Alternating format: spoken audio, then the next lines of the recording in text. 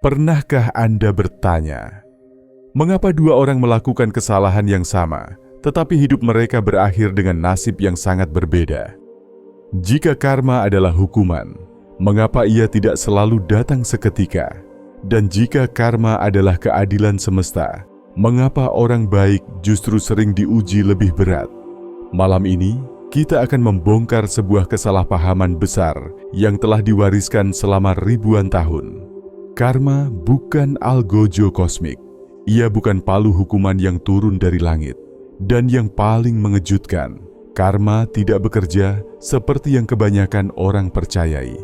Dalam kebijaksanaan kuno dan temuan sains modern, karma lebih menyerupai hukum resonansi, jejak kesadaran, dan konsekuensi batin yang tertanam jauh di dalam diri manusia. Ia bekerja diam-diam, tanpa suara, tanpa ancaman, namun tak pernah meleset. Bayangkan hidup Anda bukan sebagai rangkaian kebetulan, tetapi sebagai gelombang sebab akibat yang terus bergerak. Setiap niat, pikiran, dan keputusan meninggalkan bekas, bukan di langit, melainkan di dalam struktur kesadaran Anda sendiri. Disinilah karma sesungguhnya bermula. Video ini bukan untuk menakut-nakuti, bukan pula untuk menghakimi, namun untuk membangunkan. Kita akan menelusuri jejak karma dari filsafat kuno, kebijaksanaan timur dan barat, hingga bagaimana sains modern melalui neuroplastisitas, psikologi perilaku, dan fisika mulai mengonfirmasi apa yang sejak lama disampaikan para bijak. Manusia tidak dihukum oleh kehidupan, tetapi dibentuk oleh apa yang ia ulangi. Jika Anda merasa hidup seperti mengulang pola yang sama, jika Anda bertanya mengapa doa, usaha, dan niat baik seakan belum berbuah, atau jika Anda ingin memahami bagaimana takdir bisa berubah tanpa melawan kehendak ilahi, maka video ini bukan kebetulan muncul di hadapan Anda. Sebelum kita melangkah lebih jauh dan membuka lapisan demi lapisan rahasia karma yang sebenarnya, pastikan Anda berlangganan channel ini, tekan tombol like, dan bagikan video ini kepada mereka yang juga sedang mencari makna di balik peristiwa hidupnya. Karena apa yang akan kita bahas selanjutnya bukan sekadar pengetahuan, melainkan kunci untuk memahami mengapa hidup memperlakukan Anda seperti sekarang. Sebelum karma dikenal sebagai hukuman, ia lahir sebagai peta kesadaran. Dalam naskah-naskah kuno yang usianya ribuan tahun, baik dari timur maupun barat, karma tidak pernah digambarkan sebagai algojo, melainkan sebagai hukum keteraturan batin. Sebuah mekanisme halus yang mencatat bukan tindakan lahiriah, melainkan niat terdalam manusia. Dalam filsafat India kuno, kata karma secara harfiah berarti tindakan, bukan balasan, bukan ganjaran, hanya tindakan, dan yang lebih penting, kesadaran di balik tindakan itu. Para resi memahami bahwa alam semesta tidak sibuk menghakimi manusia. Manusialah yang terus-menerus membentuk jalur hidupnya sendiri melalui pola pikir, pilihan, dan kebiasaan batin. Menariknya, konsep serupa juga muncul dalam filsafat Yunani kuno. Heraklitus pernah berkata, karakter manusia adalah takdirnya. Sebuah pernyataan yang sangat dalam. Ia tidak mengatakan dewa menghukum manusia, tetapi watak yang diulang akan membentuk nasib. Di sini, karma tidak lagi mistis, ia menjadi logis. Di Nusantara sendiri, ajaran kebatinan Jawa mengenal hukum tandur panen. Apa yang ditanam di batin akan dipanen dalam laku hidup. Bukan karena ada kekuatan yang murka, tetapi karena alam bekerja dengan keseimbangan. Ketika seseorang hidup dalam keserakahan, batinnya menyempit. Ketika batin menyempit, keputusan yang diambil pun ikut sempit. Dan dari situlah penderitaan muncul, bukan sebagai hukuman, melainkan sebagai konsekuensi alami. Lalu mengapa karma berubah citra menjadi menakutkan?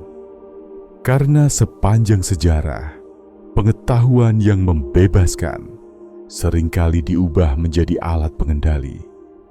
Ketika manusia takut pada hukuman tak terlihat, ia lebih mudah dikendalikan. Maka karma pun direduksi menjadi cerita sebab akibat instan. Berbuat salah, langsung celaka. Sebuah versi sederhana yang mudah dicerna, namun jauh dari kebenaran filosofisnya. Padahal para filsuf sadar, karma tidak selalu bekerja cepat dan tidak selalu bekerja di level peristiwa. Ia sering bekerja di level yang lebih dalam, pola pikir, struktur emosi, dan arah kesadaran. Inilah sebabnya orang jahat bisa tampak beruntung dalam jangka pendek, sementara orang baik justru diuji. Bukan karena keadilan semesta tertidur, tetapi karena proses karma berjalan melampaui waktu yang sempit. Pengetahuan ini perlahan menghilang ketika manusia mulai terobsesi pada hasil instan. Kita ingin sebab dan akibat terjadi hari ini juga. Kita lupa bahwa kehidupan bekerja seperti sungai panjang, bukan keran air. Sekarang saya ingin mengajak Anda berinteraksi. Tuliskan di kolom komentar, Anda menonton video ini dari kota atau daerah mana? Dan menurut Anda, sampai sejauh mana video ini akan menyebar? Apakah hanya di kota Anda atau menembus batas yang lebih jauh?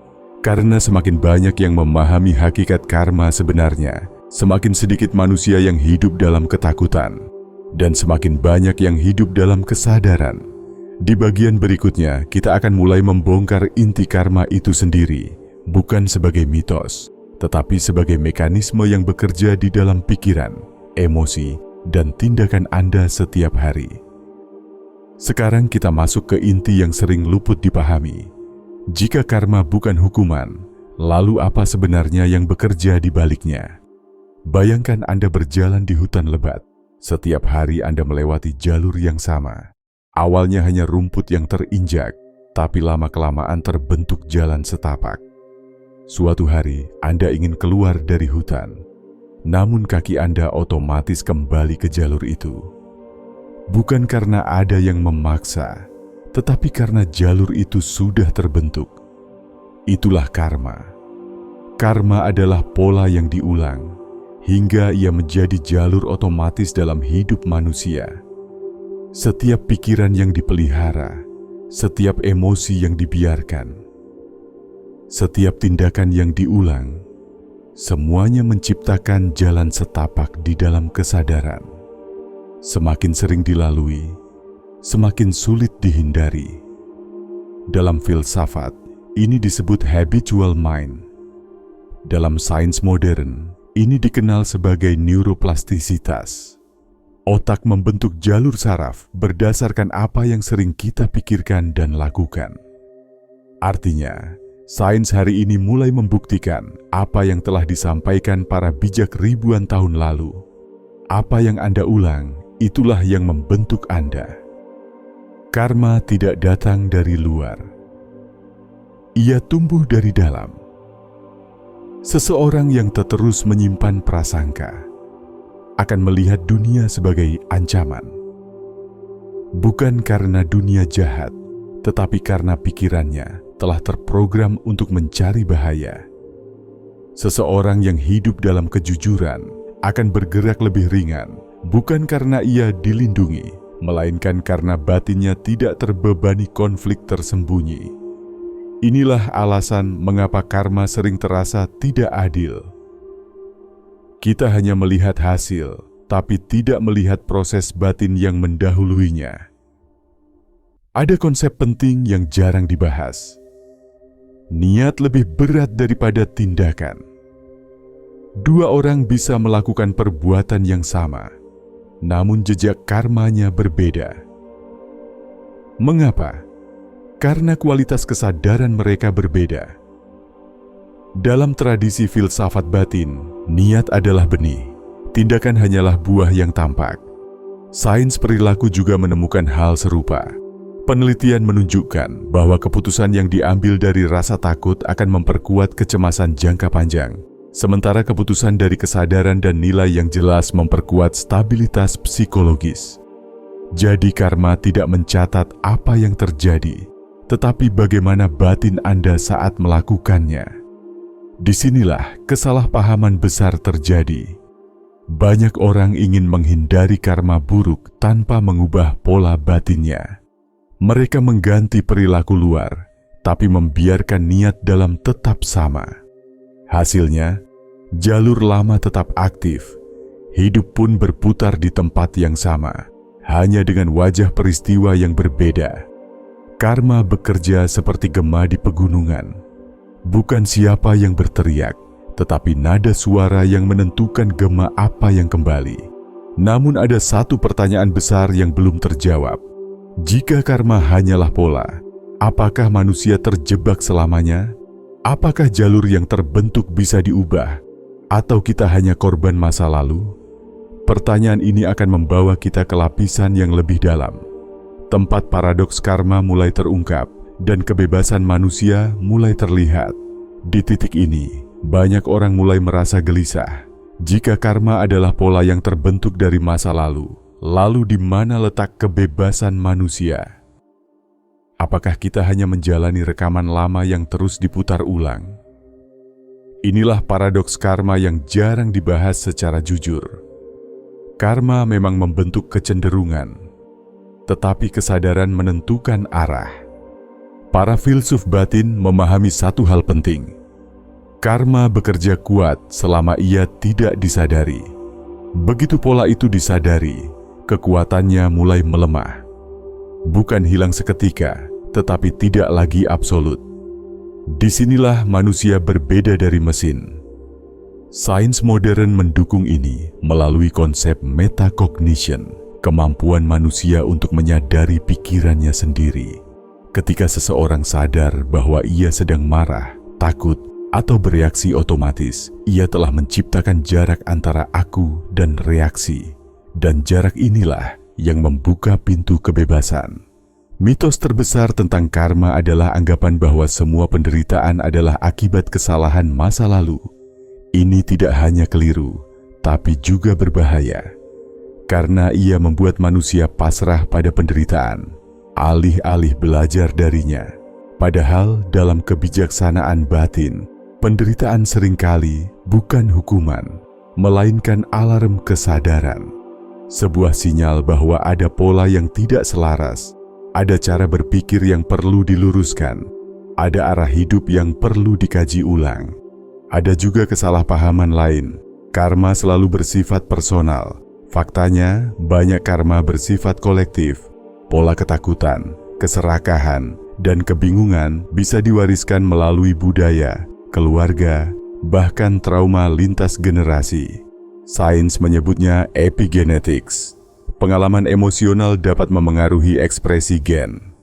Lagi-lagi, sains modern mendekati wilayah yang dulu hanya dibahas dalam filsafat batin. Namun jangan salah paham, memahami karma bukan berarti menyalahkan masa lalu atau orang lain. Justru sebaliknya, ia mengembalikan tanggung jawab ke tangan manusia, bukan sebagai beban, tetapi sebagai kekuatan. Ada satu rahasia yang sering disembunyikan. Karma paling kuat bekerja pada mereka yang tidak mau belajar. Orang yang terus mengulangi kesalahan yang sama akan merasa dihukum berkali-kali. Bukan karena semesta dendam, tetapi karena pelajaran diabaikan. Sebaliknya, satu momen kesadaran bisa memutus rantai yang terbentuk puluhan tahun. Disinilah karma bertemu dengan rahmat. Bukan rahmat yang dipaksakan, tetapi rahmat yang hadir ketika manusia siap berubah. Namun muncul pertanyaan terakhir yang paling penting. Bagaimana cara bekerja dengan karma secara sadar? Bagaimana mengubah pola tanpa melawan kehidupan? Jawabannya bukan teori, melainkan praktik nyata yang bisa dilakukan setiap hari. Dan itulah yang akan kita bahas di bagian berikutnya. Memahami karma tanpa praktik hanyalah pengetahuan kosong. Para bijak tidak hanya merenung, mereka melatih kesadaran. Dan kabar baiknya, karma bukan sesuatu yang harus dilawan. Ia harus dibaca, dipahami, lalu diarahkan. Berikut ini bukan ritual mistis yang rumit, melainkan laku sederhana namun dalam, yang jika dilakukan konsisten, perlahan akan menggeser jalur hidup Anda. Pertama, latihan jeda kesadaran. Setiap kali emosi kuat muncul, marah, iri, takut, jangan langsung bereaksi. Berhenti sejenak, tarik napas perlahan. Sadari, aku sedang merasakan ini. Jeda ini tampak kecil, namun secara karmis ia sangat besar. Anda sedang menghentikan jalur lama dan menciptakan jalur baru. Sains menyebutnya interrupting the loop. Filsafat batin menyebutnya awal kebebasan. Kedua, lacak pola, bukan peristiwa. Jangan bertanya, mengapa ini terjadi padaku? Tanyakan, pola apa yang terus berulang dalam hidupku? Apakah selalu konflik yang sama? Hubungan yang sama? Kegagalan dengan wajah berbeda? Karma tidak berbicara lewat kejadian tunggal, tetapi lewat pengulangan. Ketiga, bersihkan niat, bukan sekadar tindakan.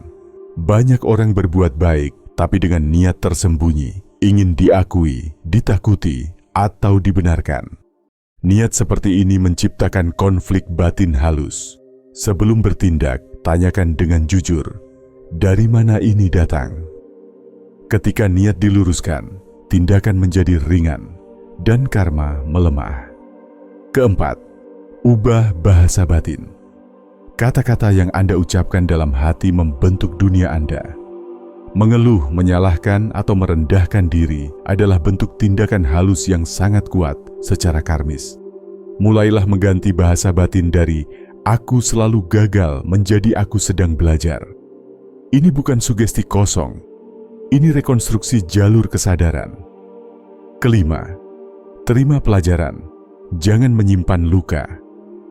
Menerima bukan berarti membenarkan kezaliman. Menerima berarti berhenti membawa beban ke masa depan. Luka yang disimpan akan terus memanggil peristiwa serupa. Pelajaran yang diterima akan membebaskan. Perubahan karma tidak dramatis.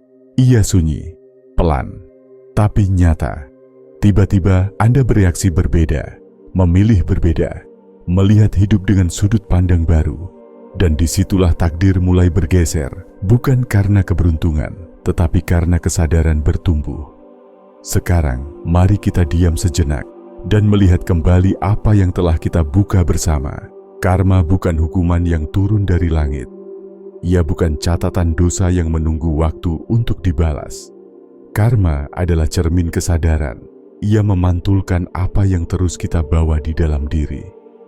Filsafat kuno, kebijaksanaan batin, hingga sains modern bertemu pada satu titik yang sama.